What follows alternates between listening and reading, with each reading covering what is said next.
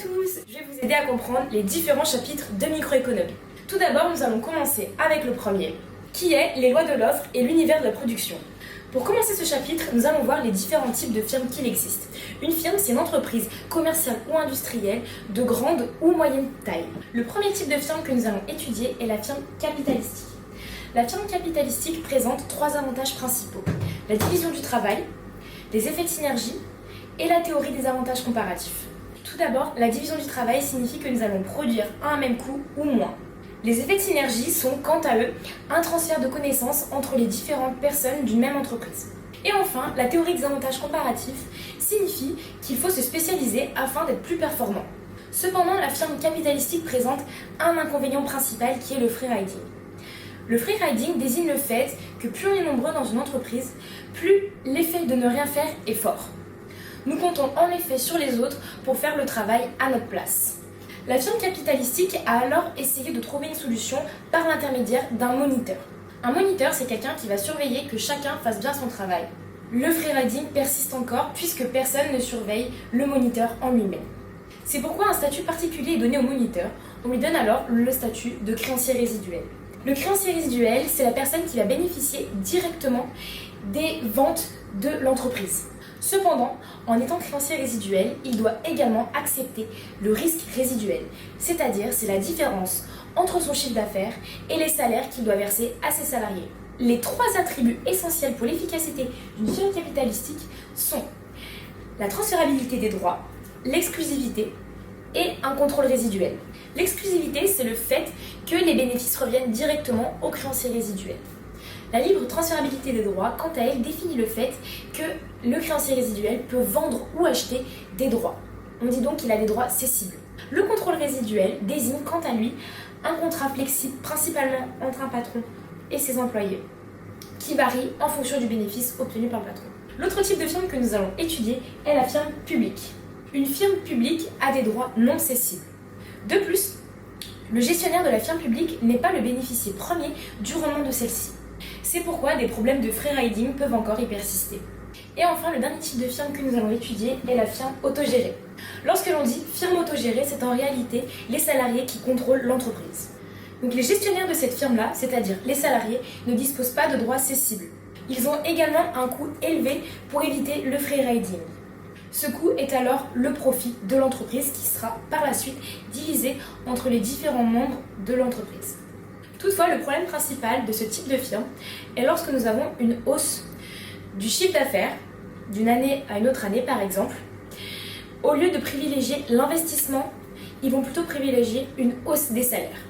Pour la suite du chapitre, entrons un petit peu dans le fonctionnement d'une entreprise directement. Tout d'abord, l'objectif principal de n'importe quel type d'entreprise est le profit. Le profit est défini de la manière suivante. C'est Pi qui est égal à la recette totale, soit le chiffre d'affaires de l'entreprise, moins les coûts totaux. À savoir que la formule de la recette totale ou du chiffre d'affaires est définie par les quantités multipliées par le prix unitaire d'un bien.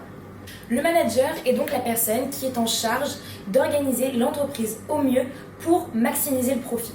Cependant, différentes contraintes s'opposent à lui. La structure de la demande est une contrainte auquel le manager ne peut pas changer. La structure de la demande est une contrainte du manager, cependant c'est une contrainte que le manager ne peut pas modifier. Elle ne dépend pas de lui. La deuxième contrainte qui se pose à lui est le degré de concurrence. Cependant, comme la première, il ne peut pas le modifier. La dernière contrainte est la structure des coûts, qu'il peut modifier puisqu'il peut essayer de varier les coûts fixes ou les coûts variables. Puisque le chiffre d'affaires ne dépend pas du manager, il est plus judicieux de jouer sur les coûts totaux. Les coûts totaux sont influencés par les facteurs de production, qui sont le capital, K, et le travail, L. Le capital est matériel et fixe, alors que le travail est immatériel et variable. Ces deux facteurs de production, K et L, peuvent être substituables ou complémentaires. Nous allons ensuite étudier les coûts de production, qui est défini par les coûts explicites plus les coûts implicites. Les coûts implicites sont le facteur travail et le facteur capital, donc K et L, alors que le coût implicite désigne le coût d'opportunité. Les coûts implicites désignent le meilleur gain alternatif que l'entreprise a renoncé de produire en choisissant son activité. Nous allons ensuite étudier la production des firmes sur le court terme et après sur le long terme. Le court terme désigne une période de temps où au moins un des facteurs de production est fixe, soit K. À retenir qu'en période de court terme, la loi qui sera appliquée est la loi des rendements marginaux décroissants. C'est-à-dire que chaque unité qui est produite en plus produit du profit, mais moins que l'unité précédente. Maintenant, on va rentrer dans la partie un petit peu plus complexe. Je suis désolée, c'est les formules. Donc la production totale est définie par Q, qui est égale à F de K et de L. Cette fonction est également la fonction de Cobb-Douglas que nous verrons ultérieurement. La productivité moyenne du facteur travail, soit la productivité moyenne de L, peut être définie par Q sur L.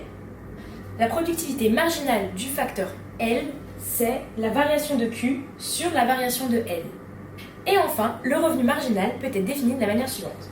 P multiplié par la productivité marginale, soit la variation des quantités sur la variation du facteur travail. Nous avons alors la maximisation de la production qui est lorsque la productivité marginale est égale à la productivité moyenne. On dira alors que la loi des rendements marginaux décroissants prend le dessus sur les effets de synergie, puisque la transmission des connaissances de chacun n'est pas valable sur une période de plus long terme. Afin d'étudier les coûts un peu plus en détail et pour justifier l'égalité suivante, qui est les coûts totaux qui sont égaux aux coûts fixes plus les coûts variables, nous pouvons regarder le graphique suivant.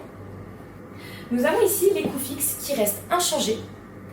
Nous avons ici les coûts variables qui débutent au même point qu'en quantité, c'est-à-dire au point 0, et qui augmentent avec l'évolution des quantités.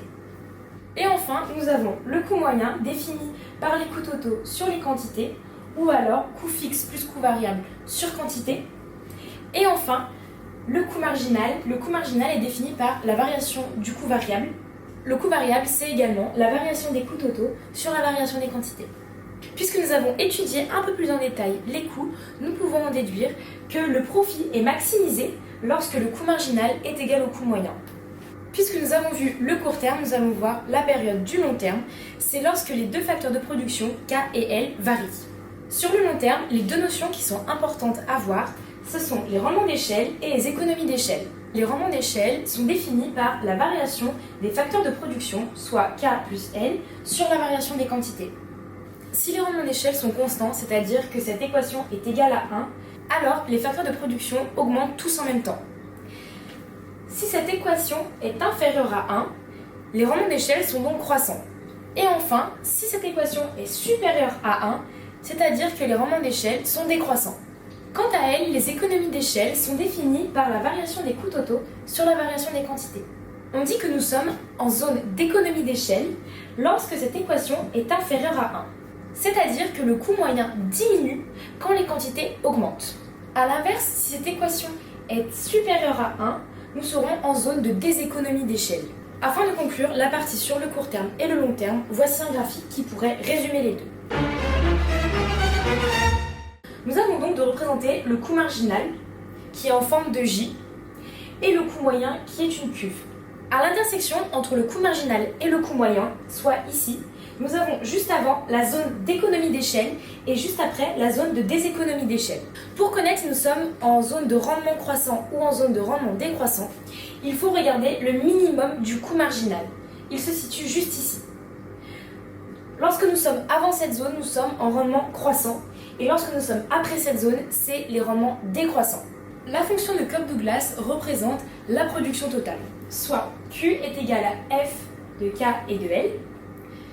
Mais la fonction de Cobb-Douglas, c'est précisément A, K, alpha, E, L, bêta.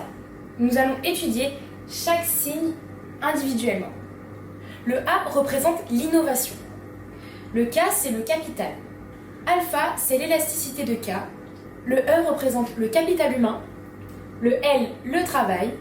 Et le bêta, l'élasticité du travail. Vous devez certainement vous demander pourquoi cette fonction. Eh bien, c'est simple. Puisqu'en ajoutant alpha et le bêta, nous pouvons savoir si nous sommes en zone de rendement d'échelle croissant ou décroissant.